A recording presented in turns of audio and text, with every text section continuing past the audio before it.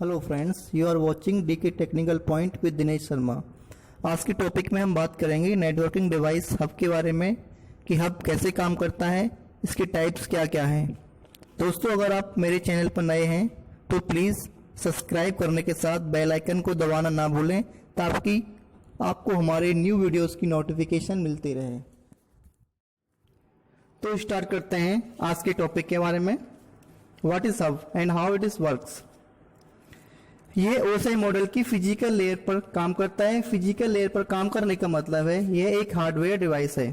Hub एक basic network device होती है। इसके यूज से मल्टीपल कंप्यूटर्स या अदर नेटवर्क डिवाइसेस को आपस में कनेक्ट किया जा सकता है। हब को एक मल्टीपल पोर्ट रिपीटर भी कहते हैं। A hub is a repeater with multiple ports. Simply receive data from one port and send the data to all connected ports. यानी यह एक मल्टीपल पोर्ट्स वाला रिपीटर है। नॉर्मली यह एक पोर्ट पर डेटा रिसीव करता है और उसे कनेक्टेड सभी पोर्ट्स पर सेंड करता है। एक रिपीटर की तरह वर्क करता है। इन्हें रिपीटर इसलिए कहते हैं क्योंकि ये पीछे से आने वाले सिग्नल्स को रिजोनेट कर देते हैं और उसे डेस्टिनेशन एड्रेस तक पहुंचा देते हैं। जैसे कोई सिग्नल सोर्स से आया आपके पास, तो आने में सिग्नल्स में कुछ ना कुछ लॉस होता है, तो हब क्या करता है, उस सिग्नल्स को फ्रेश कंडीशन में लाता है, यानी जैसा सोर्स के पास से आया था, और उसे डेस्टिनेशन एड्रेस तक फॉरवर्ड करता है। नेक्स्ट है ब्रॉडकास्ट मैसेज, यानी हब अपने पास आई डाटा को ब्रॉडकास्ट करता है। हब एक ऐसा डिवाइस है जो अपने पास आने वाले डेटा को नेटवर्क के जरिए अपने से कनेक्टेड सभी डिवाइस के पास भेजता है।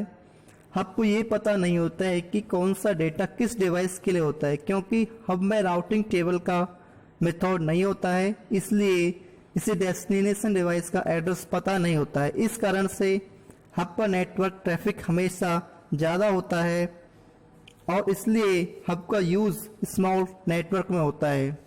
मान लो कि कोई डेटा हब के पास आया, मान लो PC1 के पास आया, तो उसे PC4 को भेजना है, तो हब को ये पता नहीं रहता है कि PC4 का IP एड्रेस क्या है, किस एड्रेस पर मैं मुझे उसे भेजूं। तो ये क्या करता है, उस डेटा को PC2, PC3 और PC4, PC1 को छोड़कर, जिस सोर्स से वो आया है उसको छोड़कर बाकी सब के पास भेजता है। इससे क्या होता है, नेटवर्क में ट्रैफिक बढ़ जाता है और ब्रॉडकास्ट हो जाता है। अब बात करते हैं कोलिशन डोमेन। कोलिशन डोमेन एक ऐसी पोजीशन होती है जब कोई डिवाइस अपने नेटवर्क में मैसेज सेंड करता है, तो उस कोलिशन डोमेन के अंदर के सभी कनेक्टेड डिवाइस को उस मैसेज पर ध्यान देना होता है, भले ही वो मैसेज उनके पास जा रहा हो या नहीं। लेकिन जब जो डिवाइस एक साथ अपने अपने मैसेज को सेंड करेंगे तो वहाँ पर कोलिशन क्रिएट होता है। ये डिपेंड करता है नंबर ऑफ डिवाइस कि वहाँ पर कितने डिवाइस हैं। जितने डिवाइस होंगे उतने ही कोलिशन डोमेन क्रिएट होंगे। अब बात करते हैं हाफ डुप्लेक्स डिवाइस। इसका मतलब है एक समय में केवल एक ही डिवाइस डेटा सेंड करेगा, बाकी सब कनेक्टेड डिवाइस डेटा को रिसीव करेंगे। यानी दो कंप्यूटर एक साथ आपस में डेटा शेयर नहीं कर सकते। यानी दो डिवाइस डेटा रिसीविंग के साथ सेंड करना चाहते हैं तो उसे फर्स्ट डिवाइस के डेटा कंप्लीट होने तक वेट करना पड़ेगा।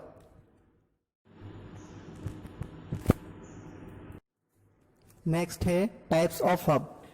हब 3 टाइप्स के होते हैं, passive hubs, active hubs and intelligent hubs. Passive hub उन हब्स को कहा जाता है जो कि कलेक्ट करते हैं वायरिंग एक्टिव हब के नोड्स और पावर सप्लाई से। ये हब सिग्नल्स को रिले करने का काम करते हैं और उनको विदाउट क्लीन और बूस्ट किए। एक्टिव हब वो होते हैं जो नेटवर्क में खुद पावर सप्लाई करते हैं। वे सभी सिग्नल्स को बूस्ट और रिले करने का काम करते हैं।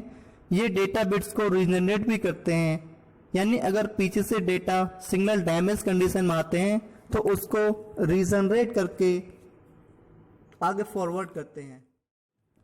अब बात करते हैं इंटेलिजेंट हब। इंटेलिजेंट हब के द्वारा प्रॉब्लम के एक्चुअल लोकेशन को आइडेंटिफाई किया जा सकता है, जिससे उसे कंप्लीट सॉल्व किया जा सके। ये इंटेलिजेंट हब बहुत से अलग अलग फंक्शंस भी क्रिएट करते हैं, जैसे कि bridging, routing, switching and network management.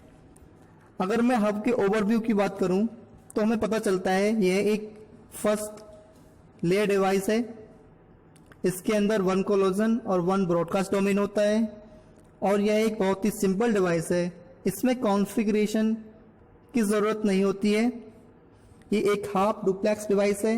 Hub में कोई राउटिंग टेबल नहीं होता है, आईपी एड्रेस वगैरह ये रीड नहीं कर पाता है डिवाइस का, ब्रॉडकास्ट करता है डाटा को। कॉस्ट बहुत लो होती है इसकी। आजकल इसका उपयोग बहुत ही कम होता है, इसका उपयोग बहुत ही छोटे नेटवर्क में होता है। तो आज के लिए बस इतना ही। नेक्स्ट वीडियोस में हम नेटवर्किंग अदर डिवाइस के बारे में जानेंगे। दोस्तों, अगर आपको मेरा वीडियो अच्छा लगा हो तो प्लीज़ लाइक एंड सब्सक्राइब करना ना भूलें। Thanks for watching.